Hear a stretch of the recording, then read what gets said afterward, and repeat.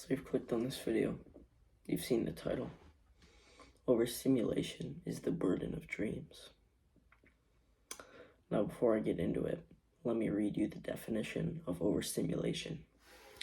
Overstimulation, or sensory overload, is when your senses are completely overloaded with information, making it difficult or near impossible to fully process the information you are receiving. Now, why do you think overstimulation is a problem in our modern society?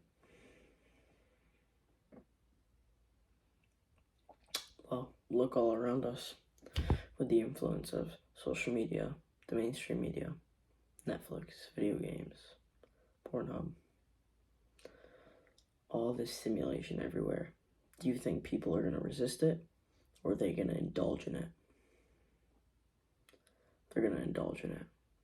Because if they didn't, we'd see everybody reading books, meditating, having good mental health.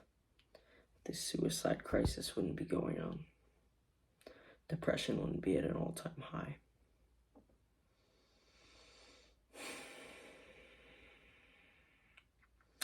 It's sad, really. Now let me read you the symptoms of overstimulation. The first symptom of overstimulation is irritability. Other ones are stress, aggregation, insomnia, loss of focus, overwhelming feelings and thoughts, and anxiety. Now tell me, does that sound like the world we live in? These symptoms, this poor mental health crisis.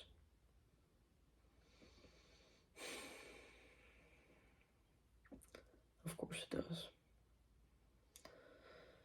But how can we fix this? How can we fix overstimulation? Because we must. We must fix overstimulation. Because with overstimulation, we can't focus on our work. We're not sleeping well. Committing suicide. Depression's at an all-time high. Anxiety's at an all-time high. People don't feel good about themselves. People have the lowest self-confidence they've ever had. People are so much less happy than they would be in the past because of overstimulation and bad mental health. And when you fix overstimulation, you make extreme progress to your goals. So now we've identified the problem, but now we must find a way to fix the problem. So I'm going to give you a way. The technique I would use to fix overstimulation is first to understand the 3 layers of behavioral change. I've gotten this from an amazing book called Atomic Habits. You may have heard of it. It's a very beneficial book. I would recommend you buy it. I'm not sponsored by the company that published the book or anything, but I would most definitely recommend you buy it. But now, let's get into the 3 layers of behavioral change. The first one is updating your self-image. Now, you may think of yourself as a loser, or a video game addict, or a weed addict, or someone who fabs. So, how do we change this? Well, we first must update our self-image. And sometimes you must do this in a delusionary way. So, for example, if you're trying to quit video games, but you still think of yourself as a gamer, you're never going to make progress to it. But if you're trying to quit video games, and you think of yourself as the guy who doesn't play video games, then that will exponentially boost your progress in quitting. Because our actions are dictated off of our self-image and beliefs. So if I believe that I'm not a gamer, and I don't play video games, then I'm not going to play video games, because that's not who I am.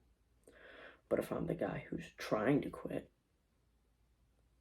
then I'm going to fall back into temptation and end up playing video games again.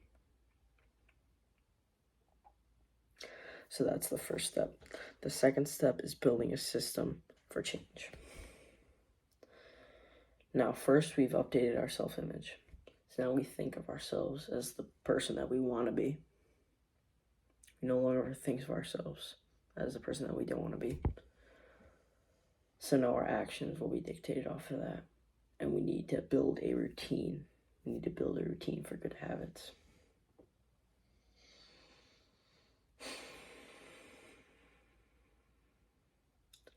Routine building is a skill, and organizing the perfect routine is difficult, but I would start with a morning routine for productivity.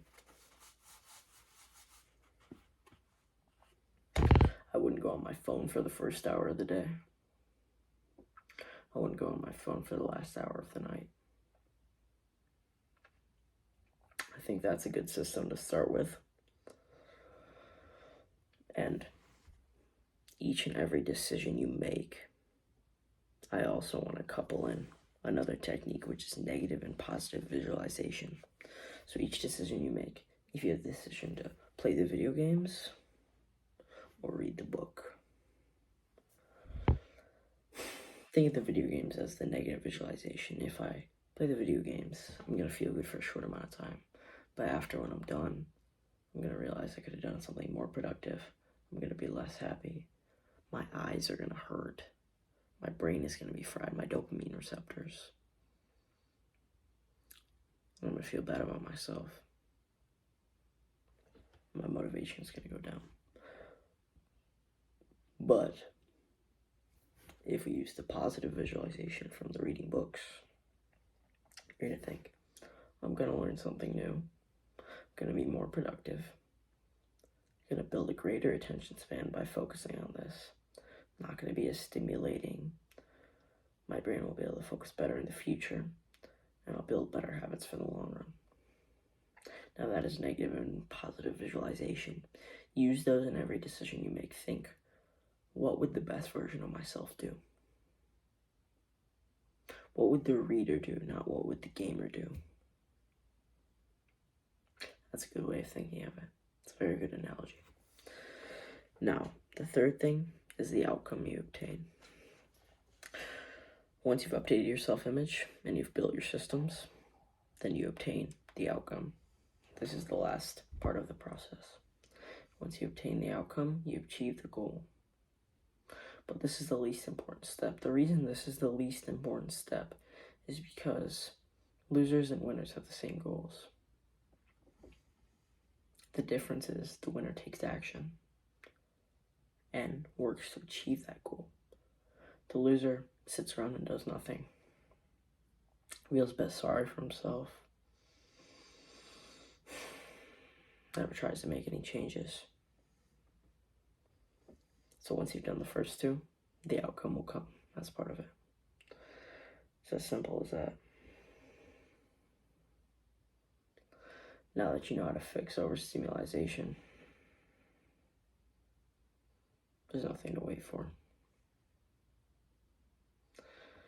The average person's screen time is 6 hours and 58 minutes. Don't be like them. I love you, bro. Don't become wasted potential. Mwah.